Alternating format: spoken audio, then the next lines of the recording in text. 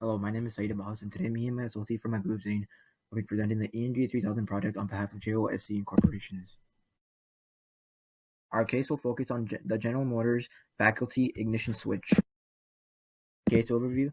Between 2001 and 2004, the problem with the faculty ignition switch arose in General Motors' small vehicle line. The switch would rotate and turn the engine off and on while it was driving. This resulted in 124 casualties and 274 injuries. In 2004, General Motors refused to recognize the issue, lied to the shareholders, and continuously designed as there wasn't an issue with their switch. Eventually, General Motors accepted that there was an issue in 2005. Engineers also advised General Motors to redesign the switch, and even provided a viable solution, but General Motors made a business decision and rejected the proposal due to it being costly. Meanwhile, it would only cost 90 cents per vehicle to fix. In March of 2014, General Motors recalled over 800,000 of its small vehicle lines. Ethical issues. Engineers and General Motors. The case deals with a variety of ethical issues and means of professional misconduct. General Motors violated 72.2A, 72.2B, 72.2C, 72.2F, 72.2J, 72.2L, 77.1I, 77.1II, 77.2I, and 77.2I because they intentionally chose to ignore the problems with the switch and didn't want to look into the problem. They lied to shareholders, saying that there was a problem, and took more than 10 years to announce the total recall, which is negligent, fails to safeguard life, dishonorable, fails to support investigation, a failure to report safe conditions, unfair to the public, lacks personal honor, decreased the trust of public in engineering aspects of General Motors, and above all, violated their duty to public welfare as paramount.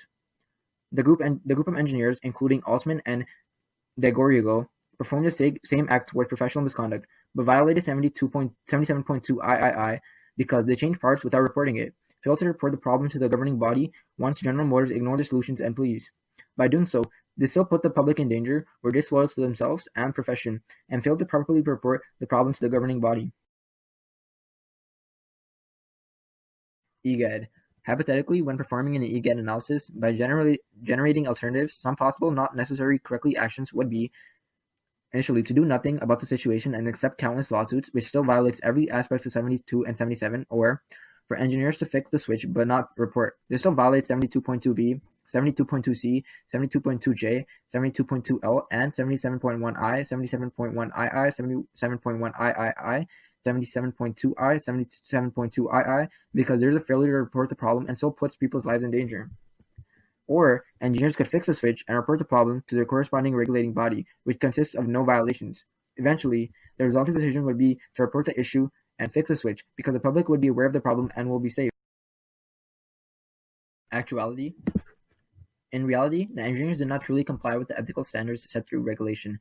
Yes, they provided a solution to fix the problem, but at the end of the day, when General Motors refused their designs and refused to notify customers and recall their vehicles, they did nothing until they were told to. Eventually, engineers Gary Altman and Ray DiGarrido, who eventually changed the switch without changing the part number and concealed the document containing the designs, were punished through being put on leave, while DiGarrido was eventually fired. We will now cover the legal analysis for this case. The plaintiff in this case is a family of a victim that died in the crash. The defendant is General Motors, who manufactured the vehicles. The issue became public when an attorney sued GM on behalf of the victim's family. The lawsuit claimed that GM knew about the issue since 2001 but only recalled vehicles by 2014. The defect was not disclosed by GM, or was it discovered by government regulators.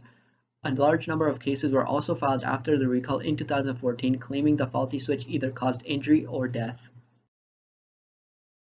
The liabilities that are involved in this case are vicarious liability, strict liability, and concurrent tortfeasors. The engineers are an example of vicarious liabilities because they committed tort under the management of the company. In addition, concurrent tortfeasors apply to both the company's management team and the engineers working under the company. Finally, strict liability applies because even though the engineers proposed a solution for the design of the switch, the company is still responsible for committing their tort. Since the company failed to disclose the threat caused by the ignition switch, it was decided by the United States Department of Justice that GM would recall its 2.6 million defected vehicles, forfeit $900 million to the United States, give $600 million in compensation to victims of accidents caused by the faulty ignition switch, and finally pay thousands of dollars in fines.